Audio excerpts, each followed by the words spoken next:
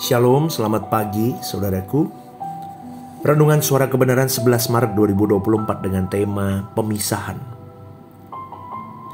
Mereka yang hidup dalam daging tidak mungkin berkenan kepada Allah. Tidak mungkin saudaraku. Tetapi kamu tidak hidup dalam daging melainkan dalam roh. Jika memang roh Allah diam di dalam kamu. Tetapi jika orang tidak memiliki roh Kristus, dia bukan milik Kristus. Lalu milik siapa saudaraku? Milik dirinya sendiri. Dia bukan milik Kristus. Maka kita harus benar-benar mengerti akan hal ini. Kita harus menguasai pikiran, mata, telinga kita dari prinsip sesuka-suka hatiku. Memang ada ayat mengatakan demikianlah sekarang tidak ada penghukuman bagi mereka yang ada dalam Kristus Yesus. Sehingga muncul pernyataan bahwa orang percaya tidak perlu berjuang untuk hidup di dalam Tuhan. Karena kita sudah benar di hadapan Allah. Ironis saudaraku, ini diajarkan di mimbar-mimbar gereja.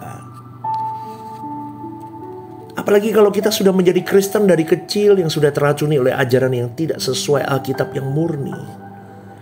Maka kita merasa sudah tidak perlu berjuang lagi.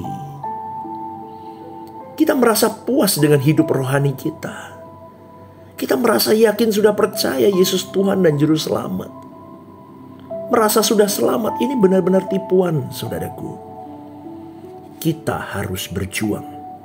Yesus berjuang untuk kita guna mendamaikan kita dengan Allah Bapa. Dia membenarkan kita tetapi kita belum benar. Kita harus berjuang. Harus ada perjuangan. Tahukah saudaraku betapa mahalnya perjuangan itu? Maka Lukas 14 ayat 33 berkata, kamu harus melepaskan dirimu dari segala milikmu. Artinya, kalau engkau kerja, engkau bisnis, engkau karir, engkau studi, engkau apapun, engkau pelayanan sekalipun, semua untuk Tuhan. Demi proses perubahan itu. Ingat saudaraku, kita adalah manusia masa depan. Masa depan kita bukan di bumi ini, melainkan nanti setelah dikubur. Semua orang yang dipimpin roh Allah adalah anak-anak Allah. Jadi kalau masih dipimpin daging, kau bukan anak Allah. Namun pada umumnya orang Kristen sudah mengaku sebagai anak-anak Allah. Kalau pikiranmu hanya diisi ilmu teologi, hermeneutik, homiletik, eskatologi dan sebagainya, kita tetap manusia durhaka saudaraku di mata Allah. Karena harus terjadi pemisahan dan harus dimulai dari tekad kita dulu. Sebab hanya orang yang haus dan lapar akan kebenaran akan dipuaskan. Maka kita harus belajar firman, berdoa. Baru kita punya kepekaan dan bisa melihat apa yang baik, apa yang jahat. Mana yang menurut hukum, mana yang menurut pikiran Allah. Dahulu kita merasa punya kebijakan-kebijakan yang kita yakini sebagai hikmat Roh Kudus. Padahal kalau jujur saudaraku, banyak keputusan kita yang penuh dengan niat pribadi. Kiranya kita dibuat mengerti oleh Roh Kudus. Keakuan ternyata masih sangat menguasai diri kita sehingga roh kita mati saudaraku. Bukan berarti mati secara fisik, melainkan naluriah rohani kita tidak berkuasa menguasai. Sebenarnya proses yang harus kita jalani harus sampai kita bisa mengalami pemisahan antara manusia lama kita dengan manusia baru. Sehingga kita bisa mengutip firman yang mengatakan begini, aku sudah mati dan hidupku tersembunyi bersama dengan Kristus di dalam Allah. Saudaraku, tanpa kebangkitan Kristus, tidak ada harapan masa depan.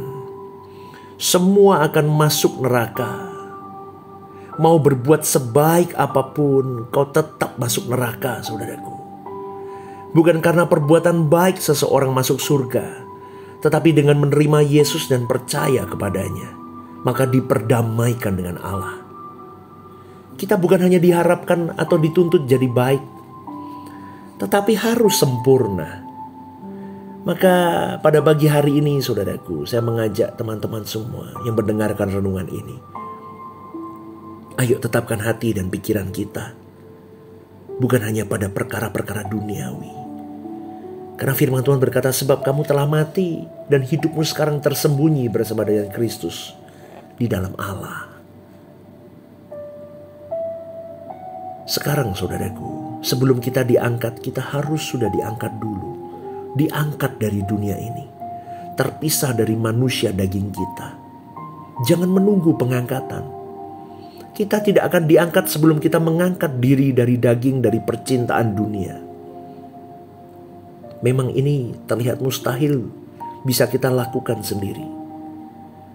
Masih banyak yang menyatu daging dan roh kita. Makanya kita gampang marah, tersinggung, jatuh dalam dosa dengan mudah, sembarangan hidup.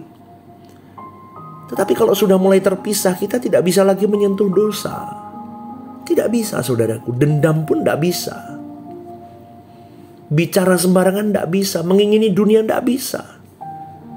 Karena keindahan, kenyamanan yang kita miliki hari ini tidak ada artinya dibanding kemuliaan Tuhan nanti.